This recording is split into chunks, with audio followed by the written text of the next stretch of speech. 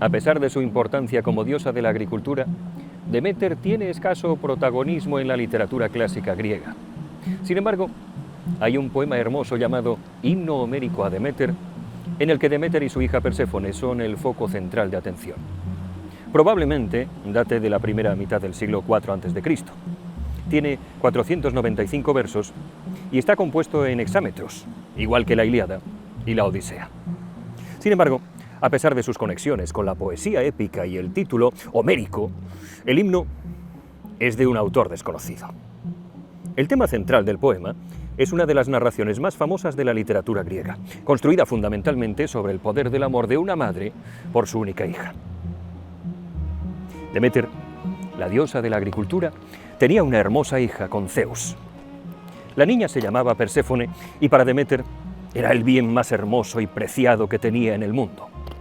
Perséfone creció entre flores y espigas, bajo cielos azul turquesa, rodeada de frutas y de abundancia, y con el tiempo se convirtió en una hermosa muchacha.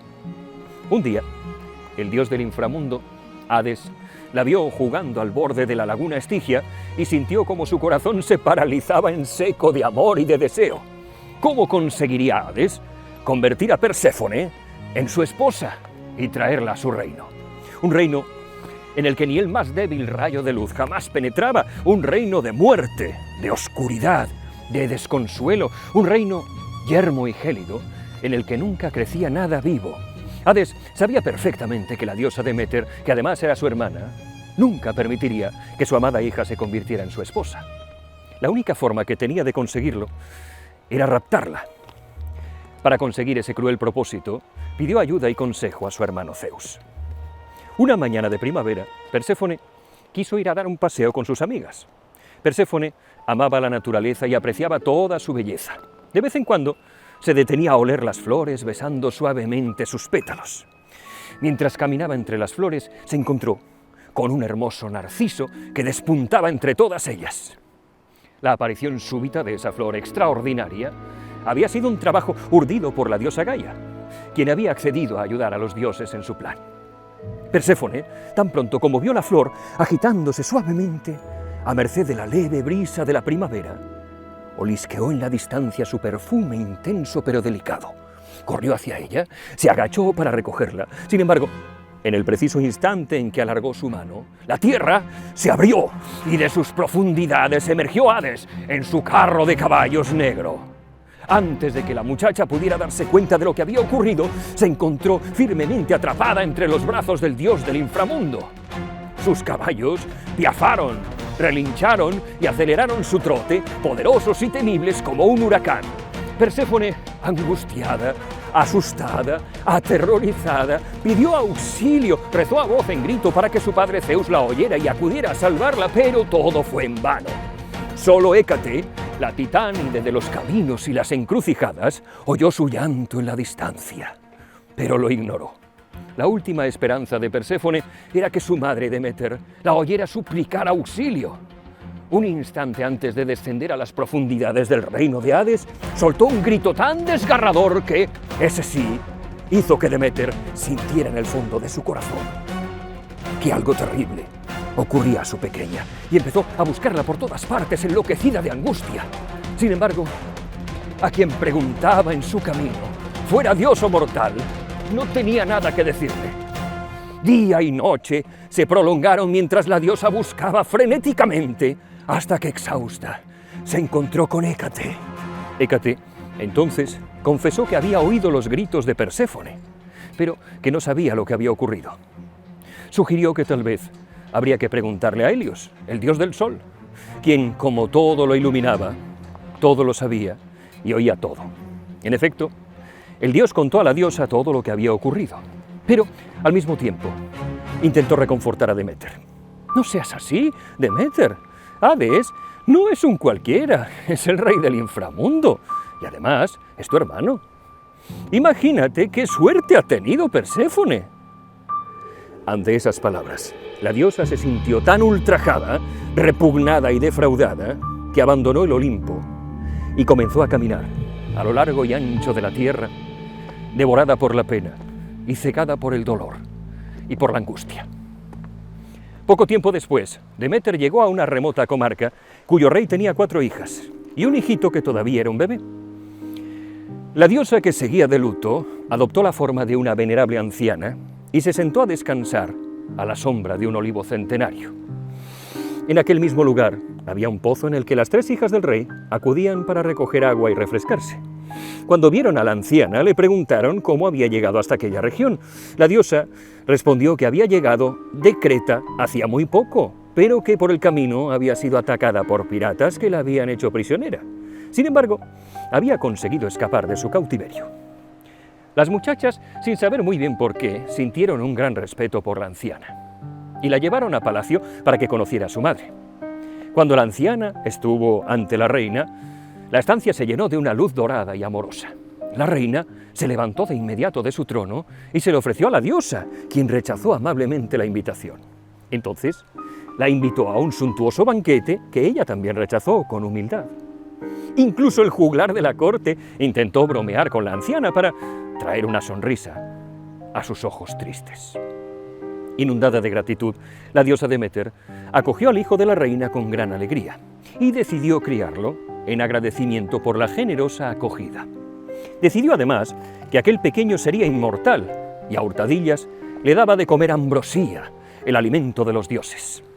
Y una noche lo ofreció a las llamas de la chimenea para que el fuego purificador lo convirtiera en inmortal. Sin embargo, en ese preciso momento, la reina entró en la habitación y creyó que la anciana quería quemar al niño. Montando en cólera, reprochó a gritos a la anciana su temeridad. Deméter entonces se enfadó muchísimo. ¡Qué estúpidos sois los humanos, que nunca sabéis distinguir el bien del mal! Tienes miedo de que haga daño a tu hijo. Y lo que en realidad estoy haciendo es otorgarle la inmortalidad. La diosa entonces tomó su forma natural y con su belleza la habitación se llenó de luz. Soy la diosa Deméter y ayudo a los dioses y a los mortales. Y para que siempre esté contigo, debes construir un templo y un altar. Los festivales que aquí se realicen serán siempre en mi honor. En muy poco tiempo, el templo de Deméter estaba listo. La diosa se acurrucó en él y no quería regresar al Olimpo por ningún motivo. Culpaba a los dioses por el rapto de su hija, a quien imaginaba triste, reseca, atrapada en una tierra de muerte, oscuridad y frialdad. Y la amargura de Deméter hizo que la diosa de la agricultura se olvidara de diseminar su bondad por la tierra de los hombres.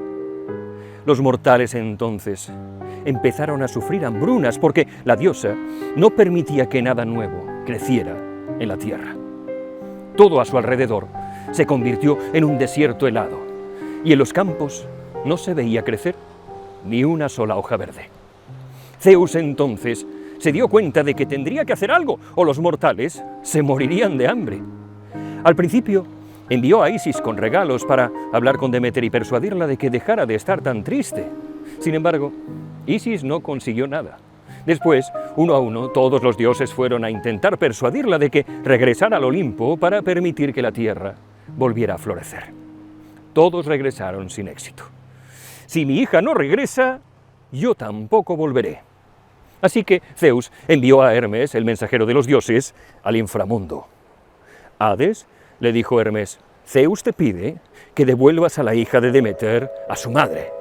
Hades, desconsolado, se dio cuenta de que no podía desobedecer a Zeus. Sin embargo, sería para él devastador tener que renunciar a su esposa para siempre, porque, a pesar de ser el dios más triste de los dioses del Olimpo, incluso él cobijaba en su corazón negro la simiente del amor más puro. Así pues, renunció a su amada Perséfone, pero en el momento en que la despedía, le ofreció unas semillas de granada que estaban infectadas con el veneno de la añoranza. De este modo, Perséfone nunca jamás podría olvidar a Hades y lo echaría de menos eternamente. Hermes llegó a Perséfone junto a su madre lo más rápido posible. Cuando se vieron, madre e hija se fusionaron en un intenso abrazo con lágrimas de alegría en sus ojos. La tierra inmediatamente se volvió verde y los árboles y las flores explotaron por doquier, en los campos y en los ríos. Los pájaros cantaron, las nubes se dispersaron en la cúpula de los cielos para que el sol inundara de luz las dehesas, los riachuelos, los valles y las llanuras. Fue una eclosión de luz, de color, de vida, y en su epicentro el abrazo dulce de madre e hija, reunidas al fin. Sin embargo, Deméter, porque conocía a su hija como si fuera su propia carne, sabía que algo atormentaba a Perséfone. Cuando su hija le contó que Hades le había dado de comer la granada de la añoranza, supo que nunca podría tener todo el año con ella a su amada hija. Se dio entonces cuenta de que solo podrían ser felices un tiempo juntas, pero que Perséfone tendría que regresar al inframundo por un tiempo para curar su añoranza desgarradora. Así, unos meses, la muchacha tendría que permanecer al lado de su marido en el inframundo y otros meses podría regresar a la tierra para estar con su madre.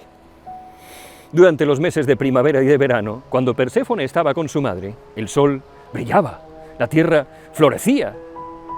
Y en los meses de otoño e invierno, en que Hades y Perséfone volvían a ser uno en el inframundo, y Deméter se refugiaba en su templo en la más absoluta soledad, el sol se escondía detrás de densos nubarrones, los campos se cubrían de escarcha, y la tierra dejaba de florecer. Como muchos mitos griegos, la historia del descenso de Perséfone al reino de Hades y su salida de él tiene resonancias en las artes contemporáneas, muy especialmente en la noción de muerte y renacimiento.